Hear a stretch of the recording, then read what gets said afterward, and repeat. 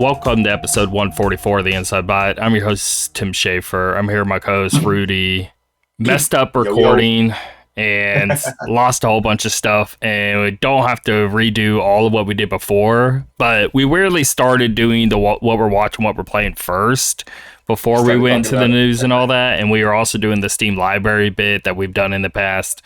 So we're just going to start this episode, just going right into the news, and then just end it with what's coming out and just sort of be done with the episode. And then since it's just basically I started playing Tekken 8, but outside of that, it's just still more Final Fantasy VII Rebirth. So we'll just hold off to talking on that next week anyway. And by that time, I think I'll actually have it beat, because I'm trying to basically finish all of the side quests that I didn't do, because I'm finding there's too important of pieces that I'm missing when it comes to other quests that I'm doing and all that. So I'm wanting to sort of make sure I clean up all these side quests. And every time I've done it, even if it looks super dumb in the beginning of like, oh, here's a map, find these locations or something.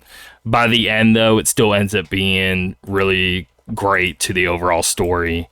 And then so I still really want to do that. So, but I think I have like 2 more side quests to go in a particular region, and then I'm caught up and I'm real close to finishing the main story. And I think I'll just have it done next week. So that's all that's happening there. And then you have like 70 hours in it. And I was gonna say, for me, the short version is about 70 hours in. I'm pretty far into it. I'm still enjoying it. Gonna keep working on it. I would love to have this game beat by the time Stellar Blade comes out, which I know we talked a bit about, but 26th, I'm really excited for that game. I went back and did like the boss challenge mode, and I just love it even more now. So not that I'm rushing Final Fantasy, but I've really enjoyed it. I want to get all these big story beats, finish it up, and hopefully move on to that. So when I talked on Stellar Blade last, I basically saved right before that boss at the end of the demo, and then so when I started back up, that's all I had to do, and then it was over. So I was like, okay, that was it. Anyway, I beat him in my first go. It's not like it seemed easy or hard. It seemed about just right, I would say. I thought it was a good fair level. Just had to learn them. The parrying is still a little. It's a little wonky. I don't know. I don't. Maybe wonky's too strong. It feels good. I just don't understand exactly when I'm supposed to hit it. It's still a little weird in that department. Yeah, maybe that's more accurate. Yeah, because I got better and better at it as I went, and I also got the upgrade that allows the parrying window to open up a bit more. So that was really helpful for me too.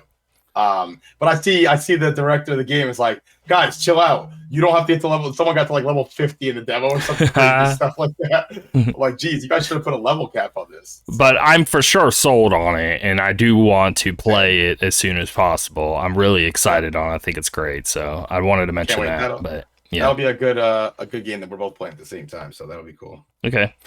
Let's get into the news here. The first announcement here: Super R-Type and 2 Japanese exclusive Super Nintendo games now join Nintendo Switch Online today. So Super R-Type is a side-scrolling sci-fi shooter launched in 1991, and it's essentially an enhanced port of the arcade game R-Type 2. It includes elements from that game while featuring new stages and enemies of its own. I actually super love Super R-Type, and I used to play it a ton, and I think it's a phenomenal side-scrolling shooter. So I think that's a good grab there. Wrecking Crew 98 is the Japan-only sequel to the NES classic Wrecking Crew, which I've never played the NES game or this Japanese-only sequel. I didn't know there was a Super Nintendo game of this, so I'm actually genuinely interested in that, and I want to give it a shot. But it was first released in 1998 for Nintendo Power's download service before getting its own cartridge.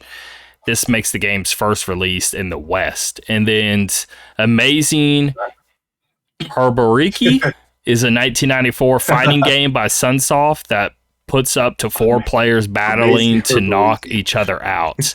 The game is a spin-off of the Herbaki series, known here as Euphora the Saga, of which its long-awaited sequel recently launched.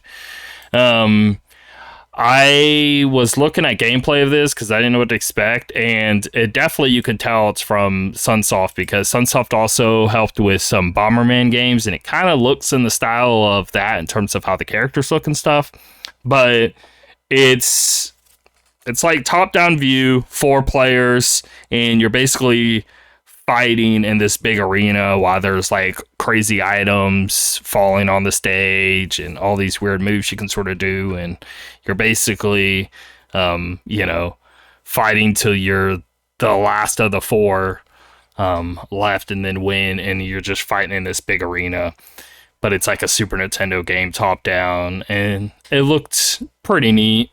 Anyway, so there's that. Okay. Sounds good. Excuse me. I played Wrecking Crew a bit. I think on like maybe the 3DS or something. And I remember thinking like, I don't love this, but I also didn't play it, at the time. I'm sure it was way more interesting back then. So I don't know. Never really got into it. But anyway, Star Wars Outlaws release date set for August. New story trailer shown. Today, Massive Entertainment and Ubisoft released a story trailer for their anticipated action title, Star Wars Outlaws. The game received a lot of hype when it was first revealed during last summer's Xbox Game Showcase and its subsequent gameplay footage during a Ubisoft forward stream the next day.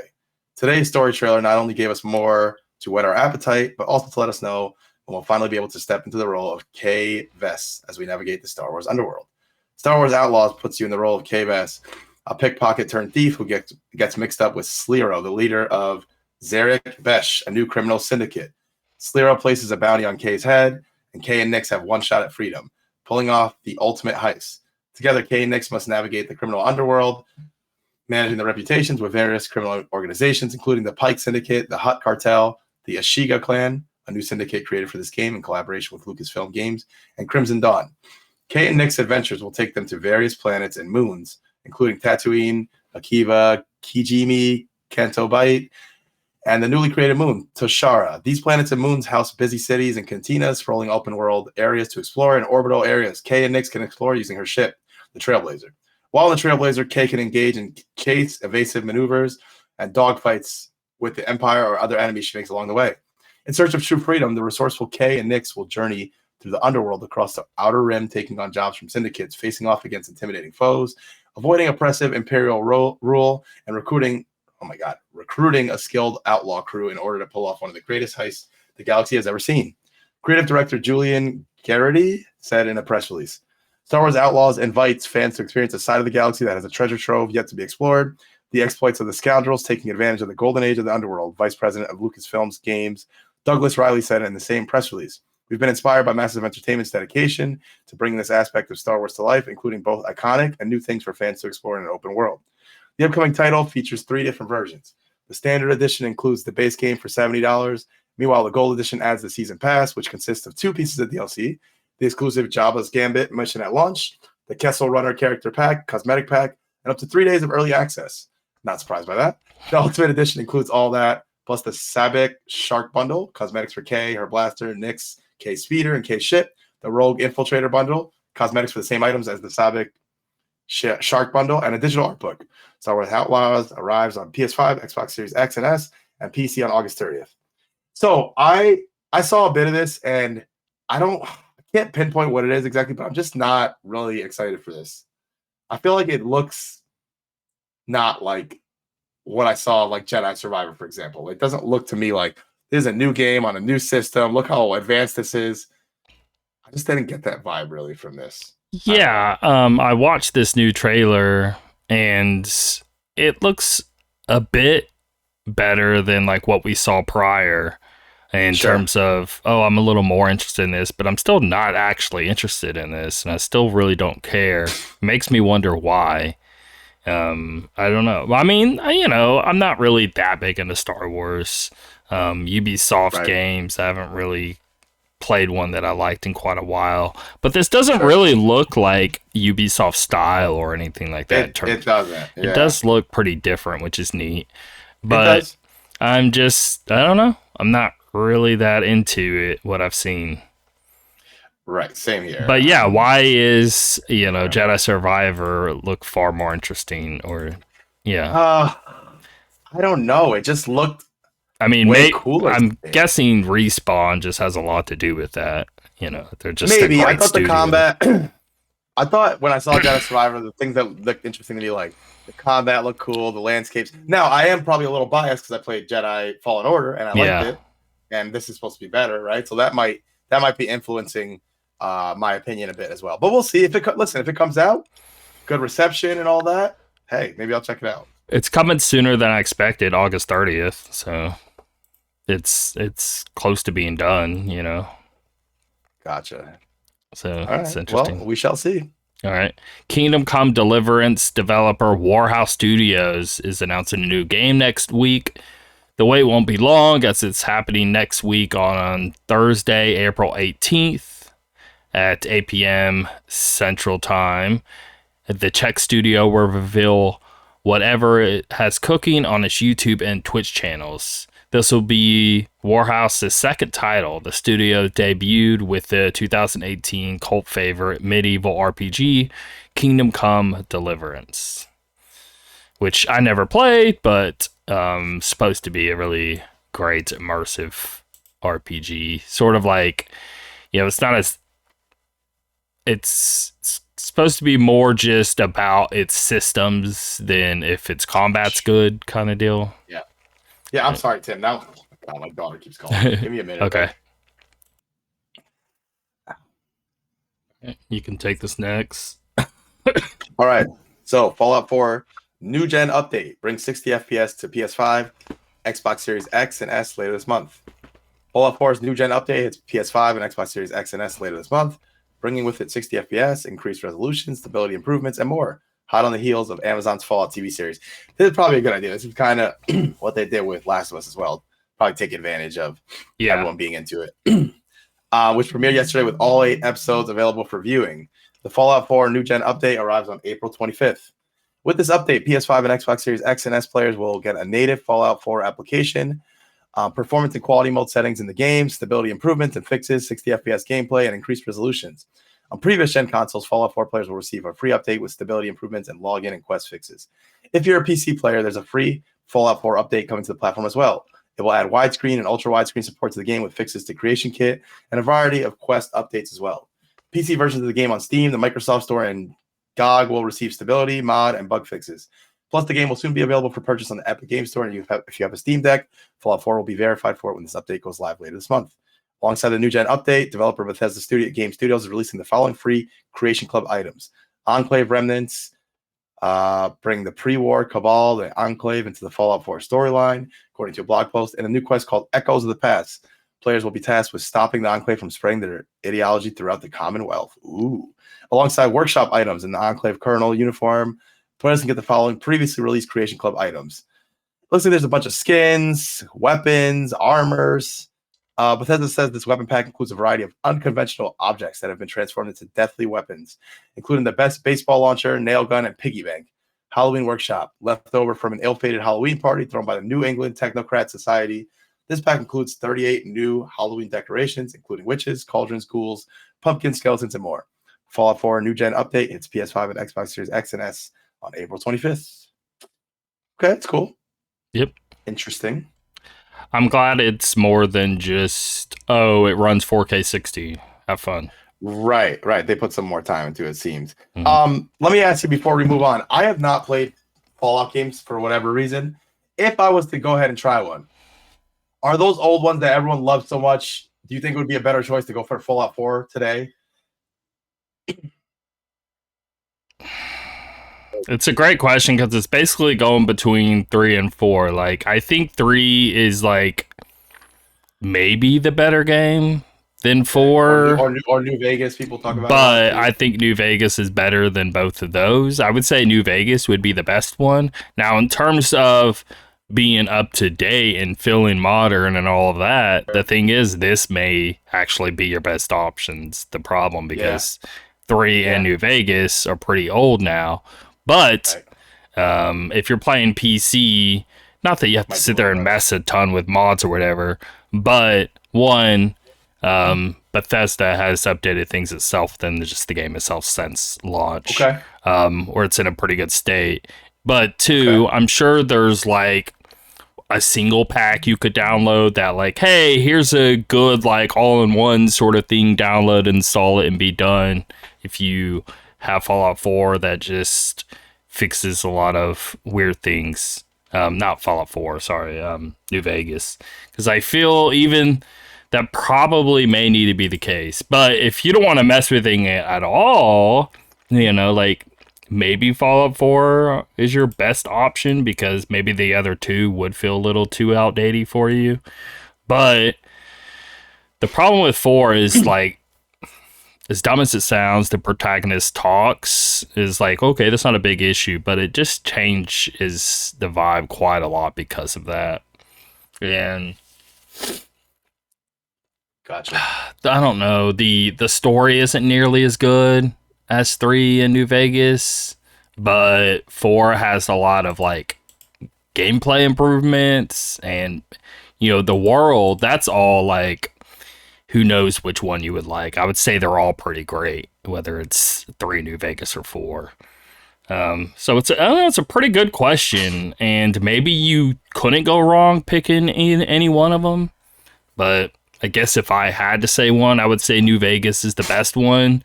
But unless it's gonna feel too like wonky, I don't know. I haven't went back to it recently. Maybe it is fine, but I feel with this update hitting, maybe 4 is gonna be the best in terms of feeling the most up to date. And anyway, that's kind of the struggle there. It's hard to know. All right, sounds good. I'll look into it eventually at some point. What was I gonna say? Oh, I'm still in the camp of I actually really like Starfield, and I think if you haven't played any Bethesda game, like, you might as well just play that. Might as well just hit that one. Yep. But I'm sure there's plenty that won't agree with me. Of course. But anyway. All right. Okay. V Rising gets a Castlevania DLC next month on PC, PS5 later this year.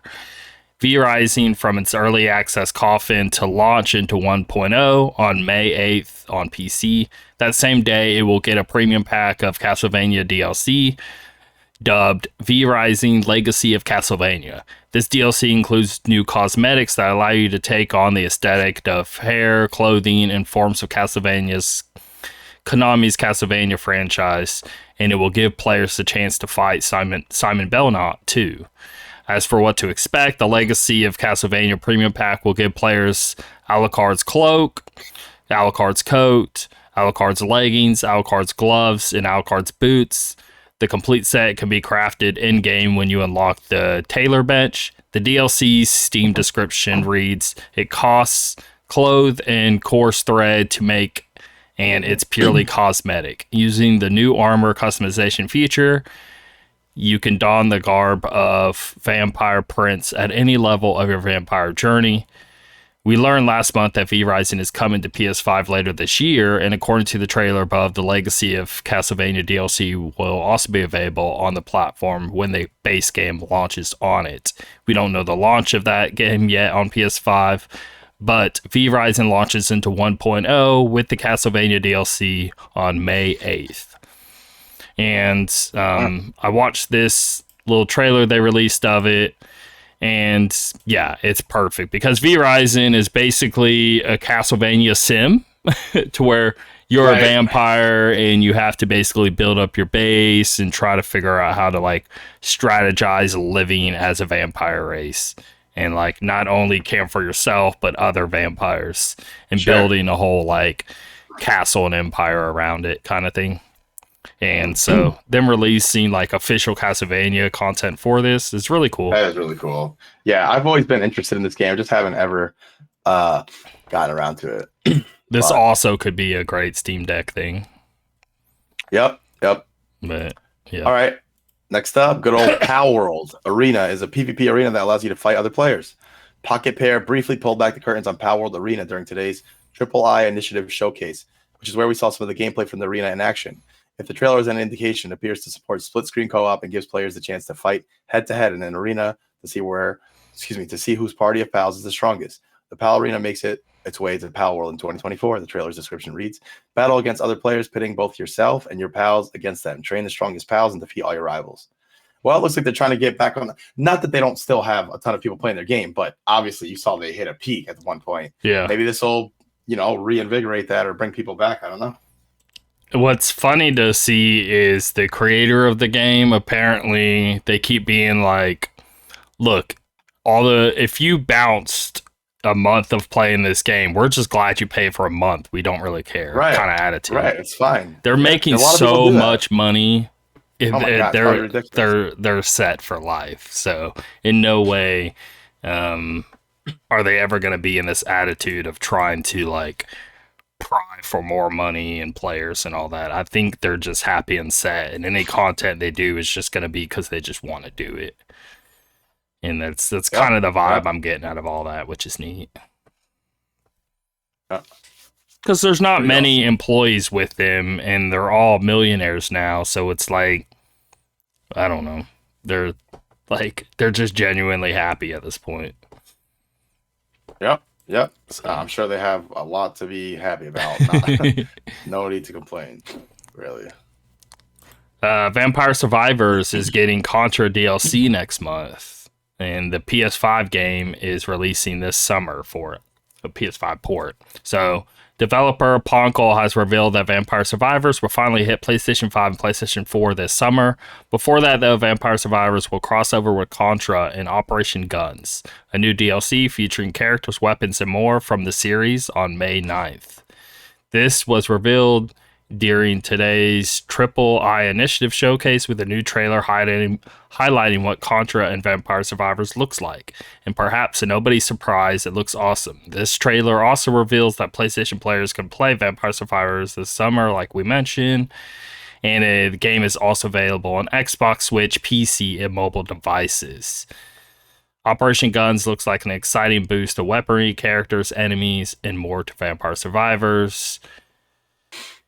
And that's about it. I checked out the trailer. I am a very big into Vampire Survivors, really like it a lot. And this Contra content looks awesome, actually. And I'm definitely going to play it. So there's that. And then one small final thing here. Slay the Spire 2 got announced. And it hits early access sometime next year. So that's neat. I played Slay the Spire, like a few rounds of it. I liked it. I gotta try that out, man. I think you would like it a lot. Yeah, I think I'd be into it based on what I've seen. But yeah, I know people are pumped for this announcement. So now, if only we could get like a Hollow Knight announcement too. Another game people have been waiting for so long. Yeah. All right. Well, new game watch here. Final Fantasy 16: The Rising Tide hits April 18th. Excited about that. So that is the day this episode goes live. That's neat. Yep. No Rest for the Wicked is also releasing that same day on the 18th. And yes, this is that game that Ori in the Blind Forest and all that team, this is their next one. So that's super neat. Aiden Chronicle 100 Heroes. This is not like the mini side game a year or two back. This is like the full on, and this is from like creators from Suikoden creating their own studio and then making this game kind of deal. And so the Suikoden 1 and 2 remakes that are coming out, that's like done by the same publisher, but it's not the same like development people. These are the people from the Suikoden games who created their own studio and then made this. So, but Suikoden 1 and 2 are also just remakes, so as long as they can, they don't have to change anything. So as long as they keep like the story the same and all that, and the combat, and just make it look better, run better, then both of these could be great. So, okay, very cool. Lunar Lander Beyond, PlayStation 5, Xbox Series X and S, PlayStation 4, Xbox One, Switch, and PC, April 23rd. It's also on all platforms with Eden Chronicle as well. Phantom Fury, PC, April 23rd. Tales of Kenzira Zhao, PlayStation 5, Xbox Series X and S, Switch, and PC, April 23rd. And then Teenage Mutant Ninja Turtles Arcade, Wrath of the Mutants. I didn't know what this was, so I looked it up. It's basically just arcade beat 'em up style, but it's 3D, and it's in the vein of the like 2012 cartoon. I don't know if you ever saw any of that. My kid used to watch it. I didn't. And I don't know, this I didn't really like that style too much, but it wasn't bad. It was kind of funny, cool, whatever. But I think this game looks a little ugly. You can tell a lot of money wasn't really put into it, but that comes out April 23rd. But maybe it's fun though, so who knows? And yeah, I don't know. There you go. Hopefully they gotta do the turtles some justice, man. You know, gotta take care of them. So. All right, everyone. Well, sorry we lost half of the recording, but it happens. What can you do? I'll see y'all next week. Later.